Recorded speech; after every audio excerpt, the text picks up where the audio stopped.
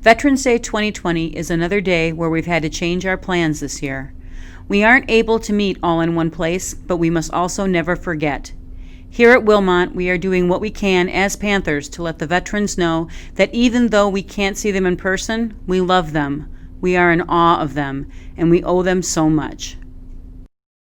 Burl Roy Swenson was born August 23, 1921, in Camp Lake, Wisconsin. On September 15th of 2012, Dale Swenson escorted his father to the Stars and Stripes Honor Flight in Washington, D.C.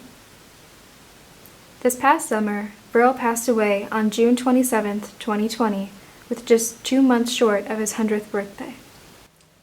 I had the privilege of sitting down with Dale to learn more about his father's service. I am not a veteran, and when I was considering going into the service, that was during the Vietnam War, and there was a lot of issues at that time, and there was no push from my dad or my grandpa, who were veterans and seen severe war situations. There was no push by them to go in to the service. So what I would say to people in high school now, talk it over with your parents. There are two sides of the story. Your side, you need to be highly motivated if you're going to go in. I think your school does a great job of supporting veterans, and your program is superb in trying to honor the servicemen, all branches. And so I think that has stood out, and that's kind of why I was offered to do the interview. Well, I grew up in Camp Lake, Wisconsin, and I've been in Camp Lake since 1951, up until I got done with college. And my dad has been in Camp Lake since 1921. And he was born in Camp Lake. He went to grade school in Camp Lake. There used to be a grade school over by the airport in Camp Lake. He also went to Wilmot High School. He graduated in 1939. He went to vocational school in Kenosha, and then in 1940 he started working at Sullivan Becker in Kenosha. My ma's from Milwaukee, and they got married.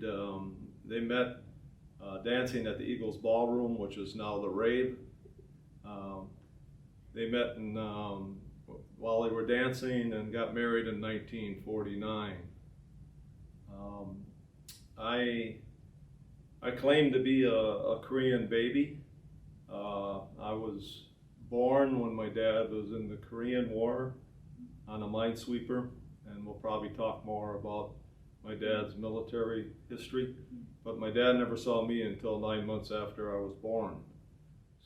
He enlisted in about 1941. He enlisted into the U.S. Navy. When he got in San Francisco, he loaded up with ducks, troops, landing equipment, and went to Pearl Harbor. And then he dropped the equipment off there. This was about 2 years after Pearl Harbor. But there was still damage that he saw when he came through Pearl Harbor. Then he went to, started going to the various islands in the Pacific. Probably all total about 12 different types of islands. Guam, Guadalcanal. And then as he went back and forth to San Francisco, going back to Pearl Harbor, he ended up supplying Saipan. And that was a big adventure where I think it was April 1st in 1944. He was loading up and ready to go to Okinawa. How long was he home, between World War II and the Korean War? He was home, I think he was discharged in 1946. Okay. And he came home and he wasn't married at the time. And in 1947, he joined the Naval Reserves on Lake Michigan. There was a Naval Reserve in Kenosha. And then in 1949, he married my mom, Dorothy Ott. And but he was still continued in the Naval Reserves. In 1950, the Korean War broke out. And when he was training on Lake Michigan, he was training on a minesweeper and a submarine boat that was used to, either boat was used for trying to find mines or trying to find submarines. But both boats had diesel engines on them. And he knew that if, in fact, he was called up to go to Korean War, that he would be on a minesweeper, because that's what he had training in. So he got his call, and sure enough, he had to go to Korea. And he participated in the Korean War. But now this time in the Korean War, Japan was on our side. So somewhere around Sasebo, Japan, that's where he got on the Osprey number 28. This was a wooden boat about 136 feet long with a diesel engine on it. And so he was in the engine room. He was always like a first in charge. He was in charge of the engine room. And right away, he was assigned to his first campaign. Probably within a couple of days he got on the boat. So they were ended up going to Wasan, Korea. That's above the 38th parallel. And there were numerous minefields that they had to get rid of before the main fleet came into the harbors. It impacted my mom to a point where she didn't want to have any more children, and so I'm an only child because of the minesweeper. And because it was kind of a lonely experience for her having me. They weren't very rich, and so she ended up having to live with her mom. Well, there's some service people that don't like to talk about their experiences when they were at war. My dad was not that way. He always talked about the war. He always showed me all the photos, all the pictures, where he was at. And so that was a lasting memory. What does the American flag mean to you?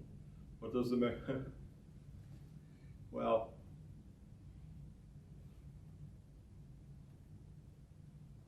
That's okay.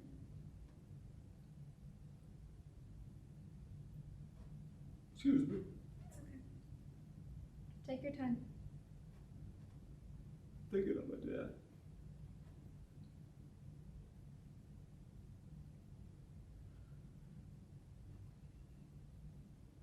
Oh, my dad joined the American Legion, and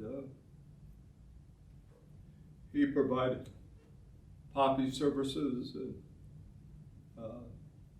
21 gun salutes to numerous veterans, and the flag became very important to me and my family.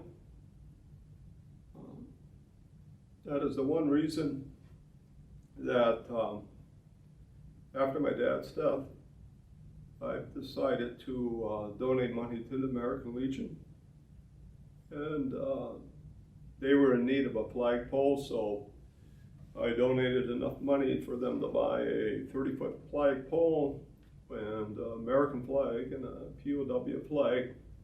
And I've also donated, I'm also providing a plaque that lists my dad's services and my grandpa's services, who was in World War I. So the flag means a lot. Thank you.